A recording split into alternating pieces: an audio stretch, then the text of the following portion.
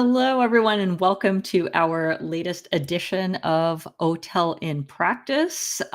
We are so excited to have you join here today. And remember, tell your friends, for anyone who wasn't able to make it today, that we will have our recordings available after the fact. You can go to our YouTube channel at OTel-official, and you can also check out the OTel LinkedIn page. We should have the recording available on there too. So we have a very special OTel in Practice today. We have Dakota Paasman from Bindplane talking about doing some gnarly scaling of OpenTelemetry logs with Kafka. So without further ado, let's bring Dakota on. Hello. Welcome, Dakota. Hi. Thanks for having me. And Happy to be here. oh, super excited to have you here. Would you like to do a brief intro of yourself before starting? Yeah.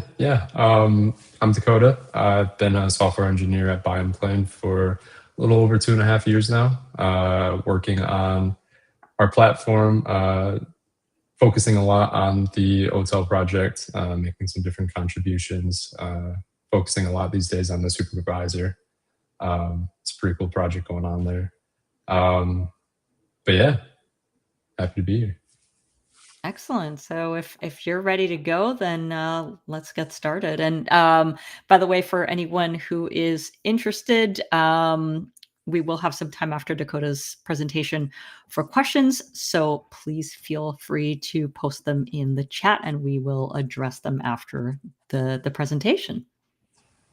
Yeah. Cool. All right. Today I want to talk about a situation we handled with a customer of ours using the Kafka receiver at scale.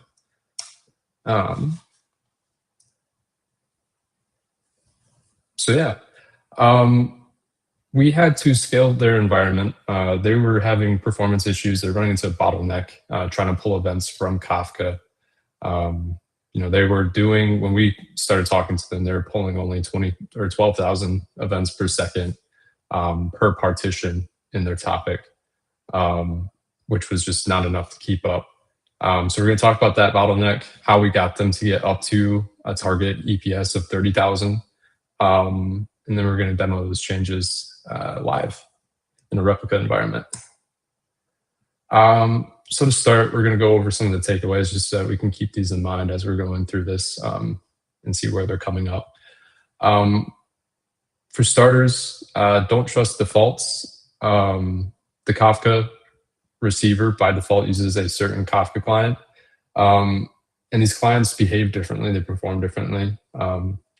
It's the default. However, shortly before we had this issue with the customer, there was a new client implementation added that we were able to use. And using that client over the default client was a big improvement. Secondly, configuration of the collector makes a huge difference. That might seem kind of obvious, but it's sometimes easy to overlook that, especially if you're not entirely sure of what configuration options you have and what they might exactly do. And something else that I think gets overlooked sometimes is configuration of the pipeline matters a lot too, especially in this situation. And then finally, it's important to understand your observability goals. So you can tune the environment to get it right and make sure that your Kafka receiver, or really any receiver that you might be using, is performing well in your environment and hitting the observability goals that you're looking for. To kind of set the stage a bit. So this customer of ours, they were pulling 192,000 events per second across all of their partitions. They had just a single topic with 16 partitions, again, doing roughly 12,000 events per second per partition. As a sum, that's 192,000 events per second. However, they needed to be at 480,000 events per second in order to keep up with the amount of data going into Kafka. And at that point, then be able to start cutting down this backlog that they had going. So yeah, they're using the OpenTelemetry collector, using the Kafka receiver, a lot of default options set. One topic, 16 partitions. Each one's only doing 12,000 events per second. The backlog was growing rapidly. Kafka was ingesting 30,000 events per second per partition, roughly. And so their backlog is growing by 288,000 events per second across all the partitions. So they're quickly falling behind. In this situation, it was security telemetry that they were collecting from Kafka and trying to send to a SIEM backend. And so already they're dealing with delayed telemetry. And at this performance, this poor performance, they're at risk of starting to drop some of this telemetry too. So some of the changes we made. So this is kind of like illustration of the configuration and the pipeline that they had going.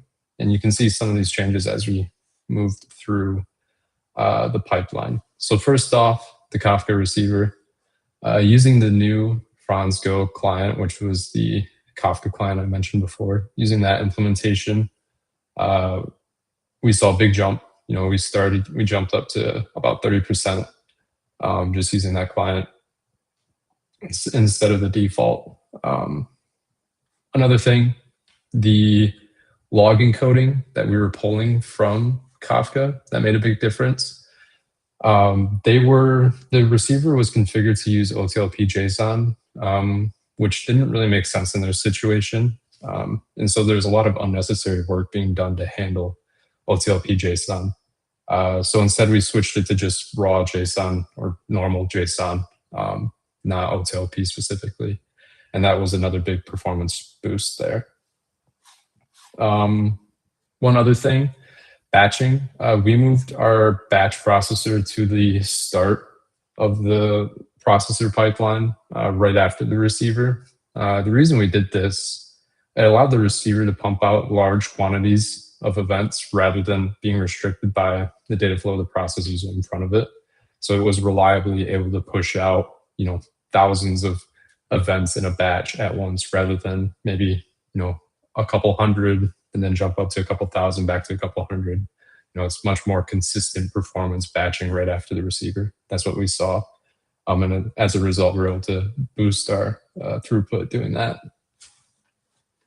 And then one final change we made.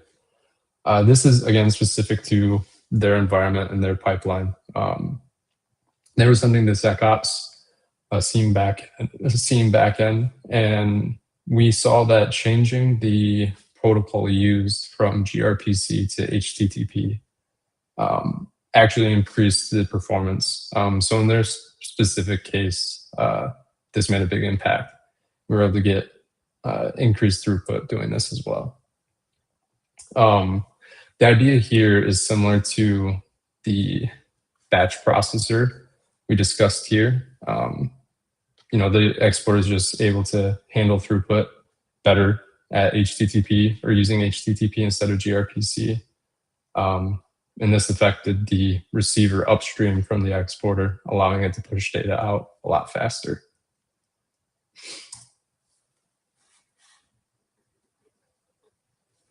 So in this demo, the customer, they had one topic, 16 partitions. They had a single collector per partition. In this demo, we're just going to be using a single collector, a single partition. Demoing with 16 partitions and managing collectors at that scale is difficult to do manually. So we're just going to keep it simple here, just a single collector. I'm going to start. Well, the environment should be about 12,000 events per second that we're pulling. And then we're going to apply the changes to the environment, and then we'll see, we'll discuss those changes more in depth and see how it's performing afterwards. Yeah.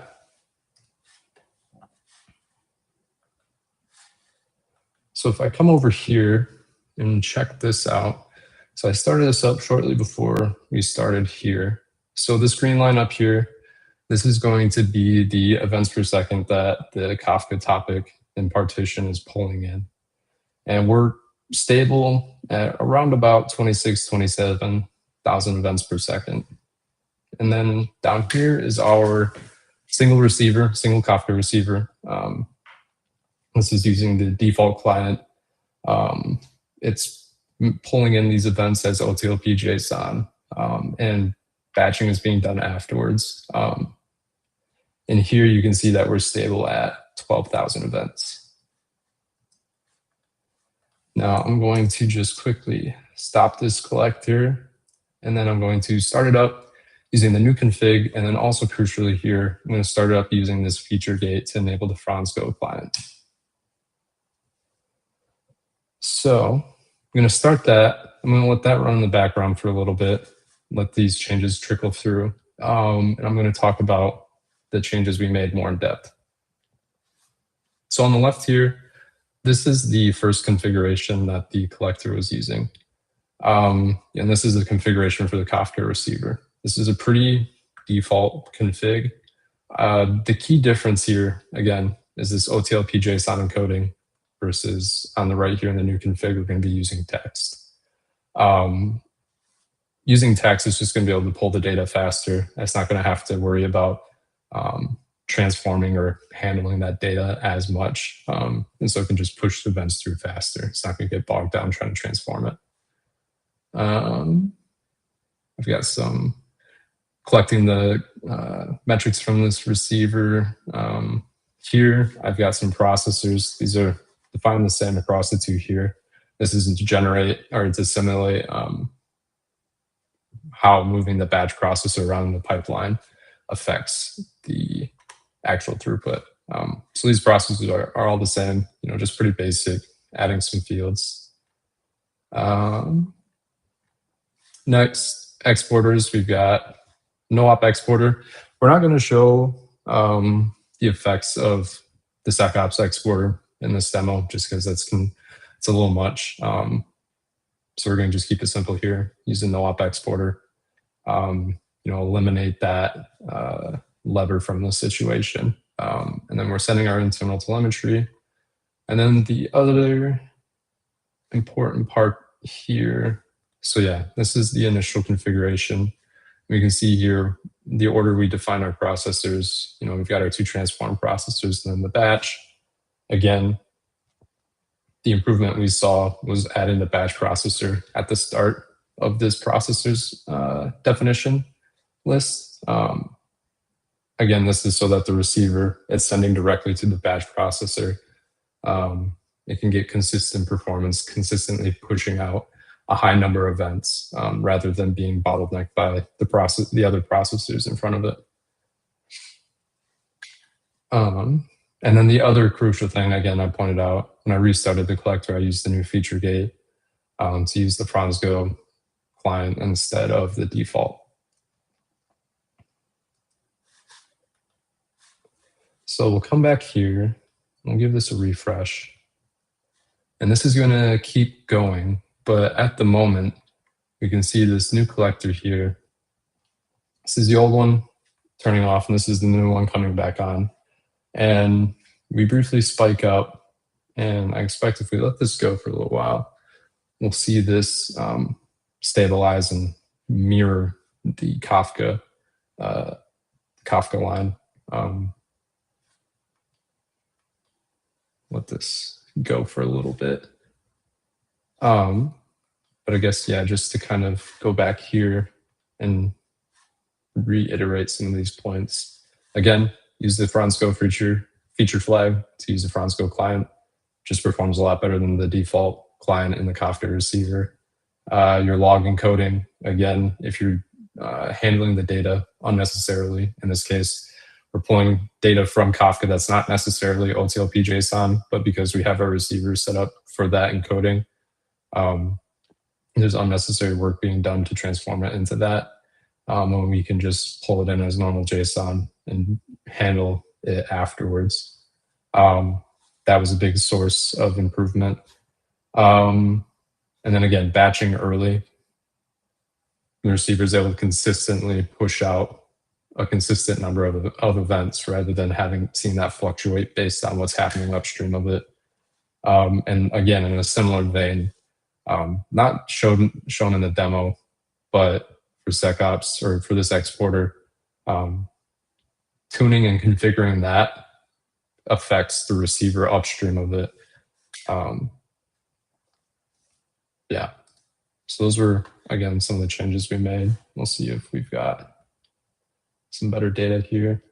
So it's still early, but you can see how this collector is starting to stabilize kind of right around the throughput that the Kafka topic is getting. I expect this to get closer as it comes online and starts to stabilize. But again, you can see we jumped from doing 12,000 events per second, and then with all those changes we made, now we're closing in around 26,000 events per second. Drastically better improvement. And this is how we were able to help this customer scale up their throughput so that they're able to keep up with Kafka. And in their case, we were able to get past what Kafka was ingesting so that we were able to also start cutting down the backlog and catch up. Yeah. So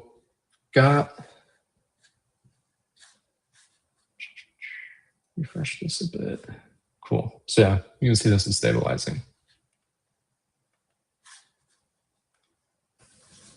So again, why it worked.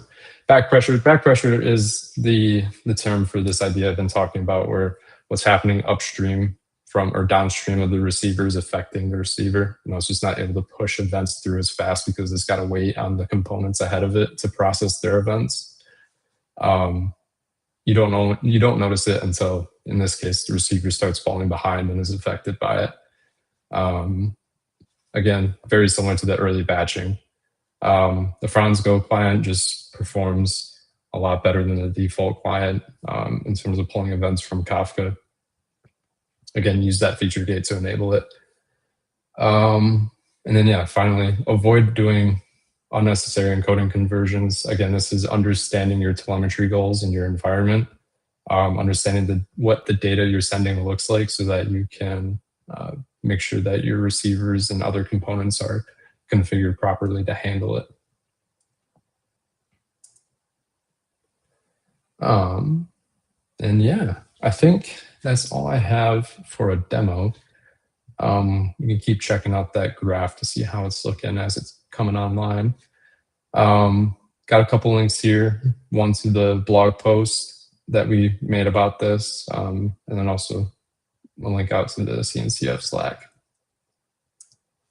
And I think that is it for my slides. Yeah, cool.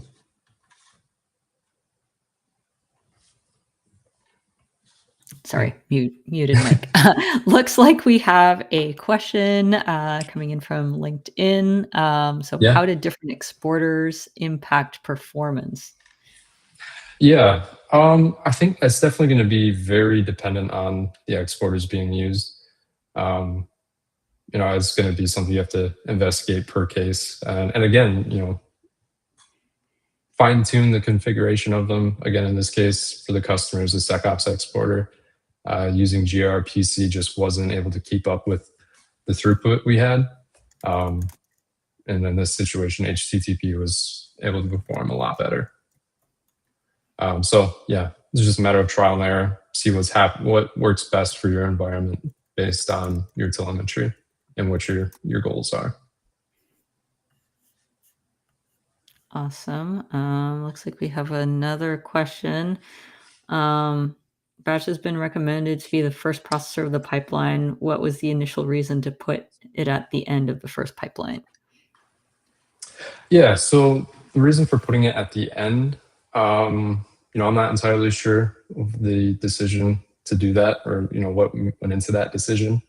I think it's a perfectly valid approach. Maybe in other environments that works better.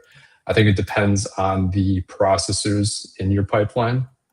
I think some processors would be better to batch afterwards rather than before. Again, it's very dependent on, what your pipeline looks like, what your goals are, and what you're trying to achieve. Awesome. Another follow-up question, or another question. You did not use the memory. Sorry, you did not use the memory limiter. Would that bring extra performance from using it if you Yeah, use the memory limiter? that's a great question. I can't say I'm too familiar with that processor, so I don't know if I have a good answer for that. Certainly would be willing to look into it and understand it and see if that could have applied here. Fair enough. Another one that we have is the Franz-Go feature flag. Is it only useful for the Kafka receiver? It's a good question too. Yeah, so no. The Franz-Go client implementation is just a general implementation, not specific to the receiver. So I think some of the other Kafka components in the project, it's a matter of whether or not they utilize this client as well, and looking into seeing if there's a way to enable them to use this client or not. If not, I imagine that's something that'll happen shortly, is the ability to use the other Kafka components with that Franz-Go client. So yeah.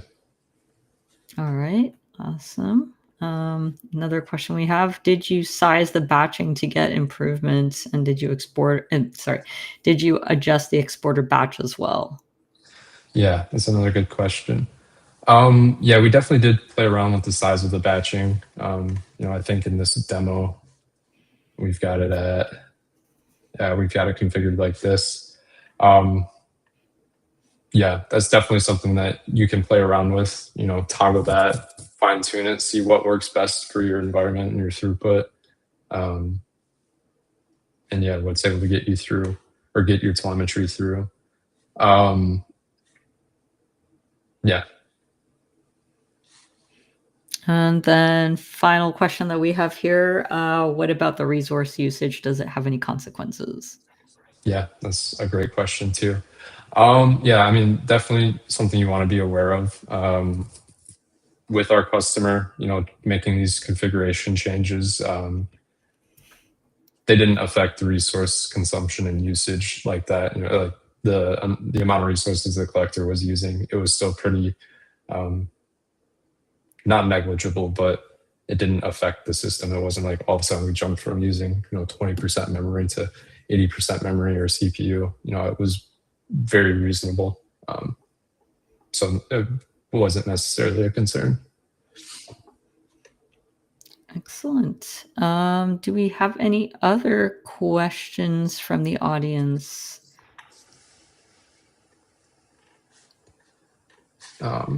And let me share these links in the chat as well. Oh, perfect. Yeah.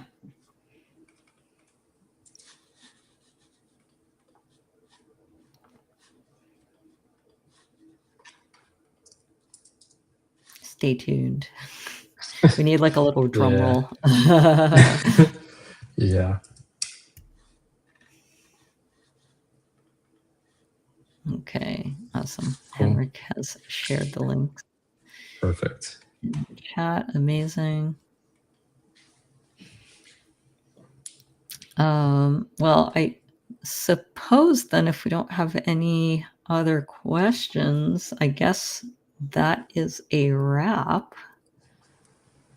So, short and sweet, super informative. That's a lot. Yeah. That's a lot to cover in a short time, and also like lots of great questions, lots of great considerations from a performance side as well. So definitely appreciate the questions that we've gotten. And again, tell your friends, for those who are on the stream, that this recording will be available after the fact, both on our LinkedIn page, the OpenTelemetry LinkedIn page, and on the OpenTelemetry YouTube channel, which is OTel-official. And then a couple of housekeeping notes for anyone who is interested. The CFPs are still open for KubeCon, and I think in the last week, the CFPs have also opened for the KubeCon co-located events. That's the KubeCon in Europe, in Amsterdam. Not the upcoming one. The upcoming one, that's done. Those CFPs are closed. But if you are interested in applying to KubeCon EU in Amsterdam, and or to the co-located events. These are the links. And remember, folks, that the submission limit for KubeCon is now three proposals per person, and that includes whether you're the main submitter or a co-speaker. And then the submission limit for the co-located events is 10 across all co-located events, which is very cool. So yeah, there's that going on. And then for anyone who is interested in sharing their stories with the OTel end user SIG, we love hearing from the community. So please reach out to us. You can find us in CNCF Slack. We have a lovely Slack channel, which is, I believe, SIG OTel end user. And Henrik has been nice enough to put the link to our Slack channel on there as well. Oh, yeah, sorry, I had it backwards. It was OTel-SIG-end-user. And yeah, we would love to hear your stories, whether it is through OTel in practice, so this style of presentation. And if you have a presentation that you want to test out, this is a great proving ground. Or if it's a talk you've given somewhere and you just want to share it with more folks, this is also another great way to get the topic out there. Dakota, you presented this at Open Source Summit, right? The observability day, or the I forget what the OTel day was. Is that correct? Day. I didn't present anything, but one of our coworkers at Bindplane did present a topic about the Kafka receiver. Okay. His presentation was a deep dive into his understanding of it and some of the unique aspects of it he figured out. So. Oh, nice. Very nice. That's awesome.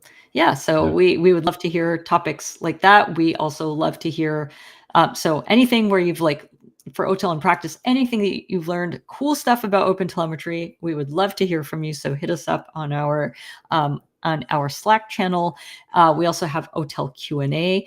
So for anyone who wants to talk about their OTel journey, this one's an interview style format. Both of these are live streams, so we would love to hear from you. And we have recently had, I think our previous OTel in practice was with folks from Alibaba in the APAC region. So we are looking for more folks in the APAC region as well who would love to share their story, because you know what? OpenTelemetry, CNCF, it's a global undertaking. We have lots of love from folks all across the globe. So we are definitely, if you're in the APAC region and you have a story to share, we would schedule an APAC friendly OTel in practice, OTel Q&A to cater to the time zone. So that is it for us. And hope to, if you're going to KubeCon North America, you'll probably see some of our crew at KubeCon North America. So excited to have folks connect in person on OpenTelemetry. Thank you so much, everyone, for attending. Thanks.